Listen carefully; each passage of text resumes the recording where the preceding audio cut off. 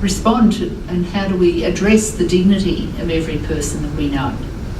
How do we get a message across to the people who are living with HIV that they are people of dignity, that they are people to be respected, they are people who are welcome in our faith communities. A few years back, one of the things that I did for my ministry was try and talk to some of our parishes, go out to our parishes and talk at Sunday masses.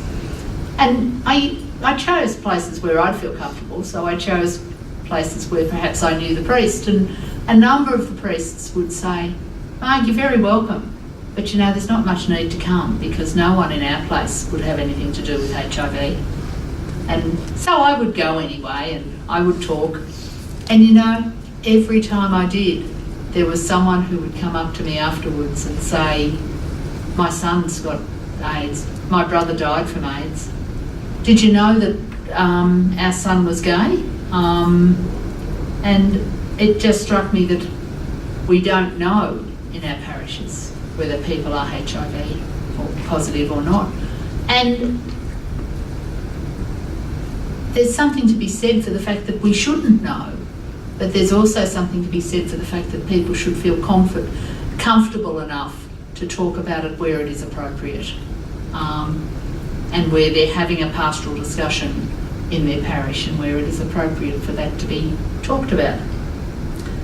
Another mother said to me, "No one at my church would want to know that my son's positive, so I'm silent because I know that there's no permission to talk about it." So we might want to think about that, those of us from faith communities. How do we make our space a space to talk? How do we encourage people to receive treatment? Because something that we also know is that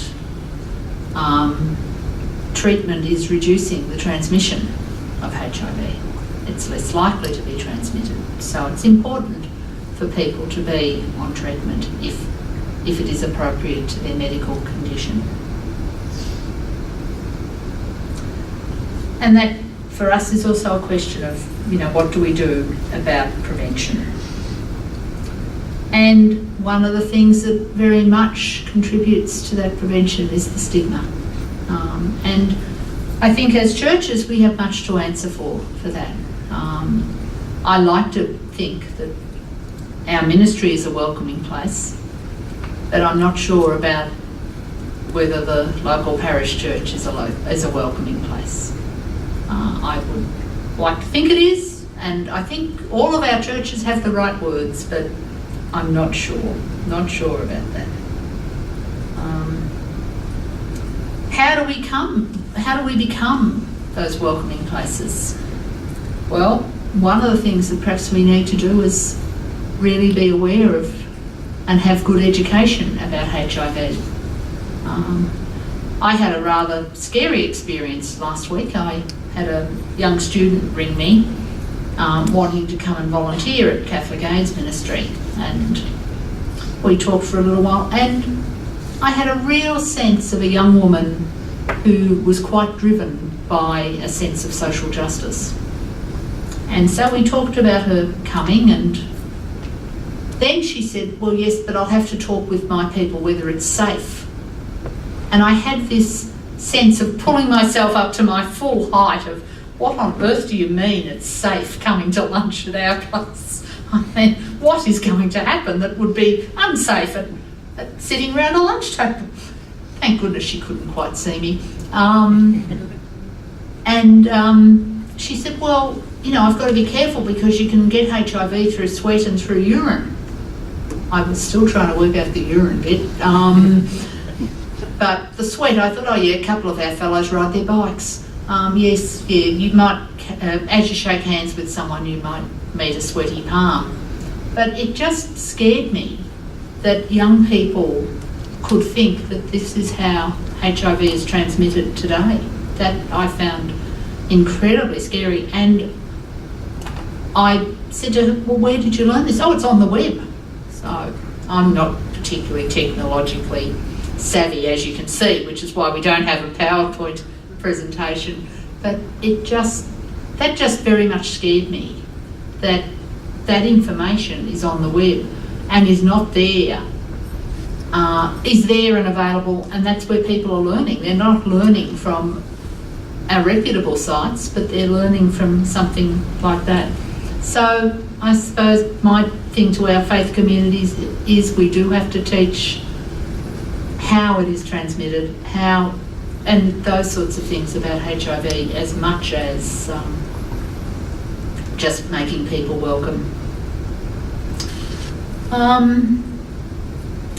The other thing I think I would like to share with you is some of the work that the religious leaders around the world are doing. Again, this comes from the Ecumenical Advocacy Group, but in 2010 there was a summit of 40 religious leaders, UNAIDS, UN Population Fund, and some people living with HIV. At the end of that summit, the religious leaders signed a pledge to commit themselves to strengthen efforts to respond to HIV. And they also committed to reviewing how they were going every 18 months. So 18 months later, 77% of those leaders had spoken within their faith community about HIV. 91% had spoken with other faith leaders. 82% had spoken with political leaders. And 82% had signed public letters and statements. Others talked about within that 85% of them had affirmed the dignity of all people in their congregations and had worked at that. 62% had spoken about root causes of vulnerability to HIV. 50% had highlighted human rights as a legal tool. And 71% had addressed gender inequality and gender-based violence. So I found myself thinking, imagine if our church leaders here were committed to that and were doing that sort of thing. And imagine too if they also followed through with how often these religious leaders met with people living with HIV. 42% of them had met weekly with someone living with HIV. 23% had met monthly, and 23% had met every 6 months with people living with HIV. So I just found myself imagining what would happen in our churches if we committed to that.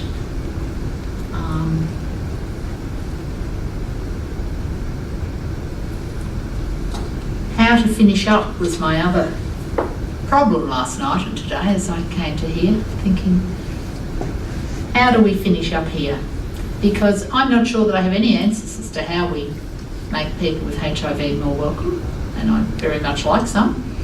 I'm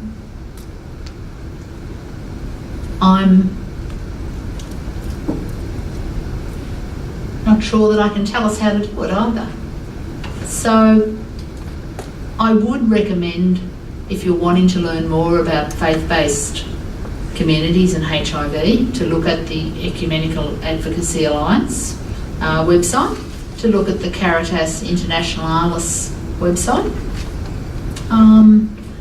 maybe to look at the Positive Muslims website from South Africa. I found that last night and it looked very interesting. But I guess most of all we need to listen to our people who are living with HIV and learn from them, because they're the people with the answers. I think they know what will make them feel welcome in our churches and in our society. So maybe we need to make sure that we also listen very carefully to them. Thank you.